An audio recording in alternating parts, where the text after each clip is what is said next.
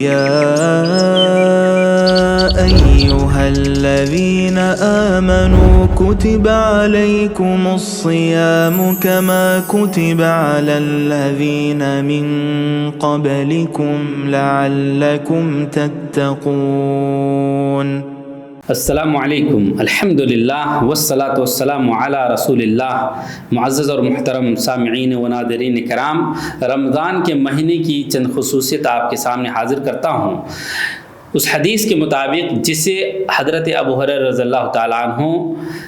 نے روایت کیا ہے، بخاری اور مسلم کے اندر یہ حدیث موجود ہے۔ آپ صلی اللہ علیہ وسلم فرماتے ہیں اذا دخل شہر رمضان فتحت ابواب الجنہ، کہ جب مہینہ رمضان داخل ہوتا ہے تو جنت کے دروازے کھول دی جاتے ہیں، وغلقت ابواب النار، اور جہنم کے دروازے بند کر دیے جاتے ہیں، وصفدت الشیاطین، اور شیطان کو جکڑ دیا جاتا ہے۔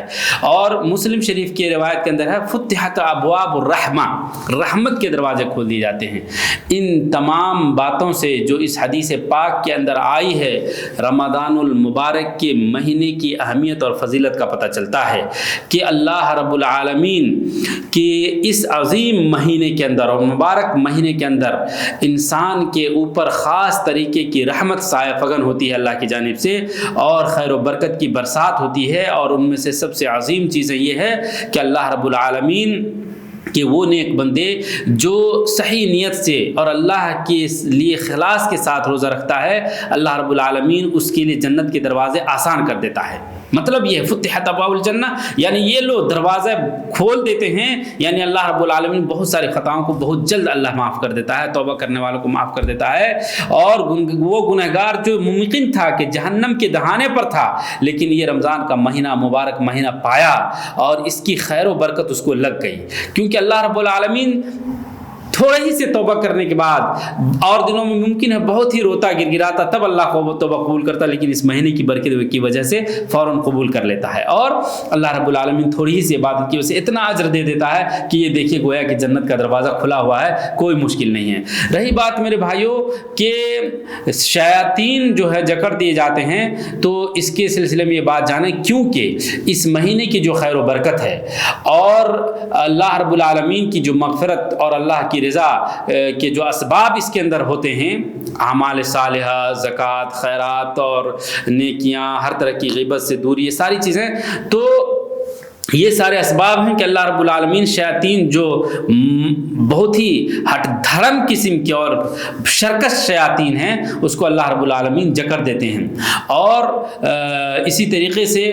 یہ بات بھی ہمیں اس بات سے بھی پتہ چلتا ہے کہ آپ دیکھیں اس مہینے کے اندر عموماً جو گنہگار سے گنہگار لوگ بھی ہوتے ہیں، جو بہت سارے لہو لعب میں لگے رہتے ہیں، وہ بھی آ کر کے اس رمضان کے اندر کس طریقے سے اپنے آپ کو سمیٹتا ہے اور اس مہینے کا اہتمام کرتا ہے، روزہ رکھتا ہے، پاکیزگی کا خیال کرتا ہے۔ تو ان ساری باتوں سے آپ جان لیں کہ شیطان کا حربہ کیونکہ کمزور ہو جاتا ہے اور وہ کچھ کر نہیں پاتا ہے۔ اور اسی طریقے سے یہ بات بھی بہت سارے لوگ کہتے ہیں کہ پھر لوگ خباثت کے اندر اور شر کے اندر کیوں واقع ہو جاتے ہیں؟ تو میرے بھائیو، سارے کے سارے شیطان نہیں جکڑ دی جاتے ہیں، بلکہ جو سرکش شیاطین ہیں اس کو جکڑ دیا جاتا ہے۔ اور اس معنی میں کہ جو غیر سرکش شیاطین ہیں وہ ہوتے ہی ہیں، لیکن شر اس وجہ سے بھی آتی ہے کہ اور نفس کی جو خباثت انسان کی جو خبیث پن کرتا رہا، عادات سیئہ، غلط قسم کی عادات، تو اس سے بھی مجبور ہوتا ہے، وہ کر دیتا ہے اس طریقے کے کام۔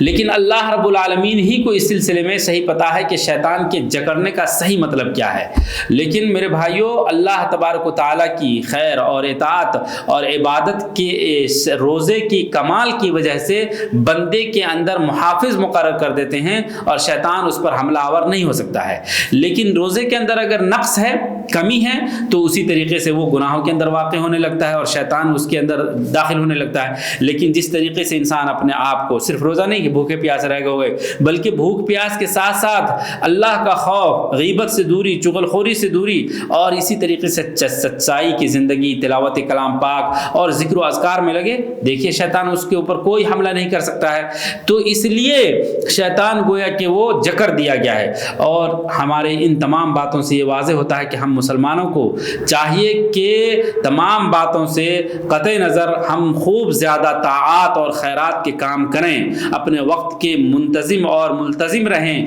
اور اس موسم خیر کا پورے نشاط اور پورے جوش اور خروش کے ساتھ ہم استقبال کریں، اور اس موقع کو غنیمت جانیں، اور راتوں کو بیجا جگنے سے ہم رکیں۔ جب ہم غیر رمضان میں روزہ راتوں کو جگنے سے منع ہے تو رمضان میں بالکل نہیں۔ یہ بات اس لیے کہہ رہا ہوں کہ کئی سارے لوگ تاش کھیلتے ہوئے، مسلمان لوگ بھی، اور غلط کام کرتے ہوئے رمضانوں میں جاگتے ہیں اور سحری کھا کر کے پھر سو جاتے ہیں نماز پڑھ کے سحری کھا کے سوتے ہیں تو ٹھیک ہے، لیکن یہ رات آپ عبادت میں گزار لیتے، لیکن وہ کام جو لہو کی ہے، یعنی اللہ کی عبادت سے غافل کرے، وہ قطعی نہیں کرے، بلکہ سونا یہ عبادت ہے۔ اللہ ہمیں اس کی توفیق عطا فرمائے۔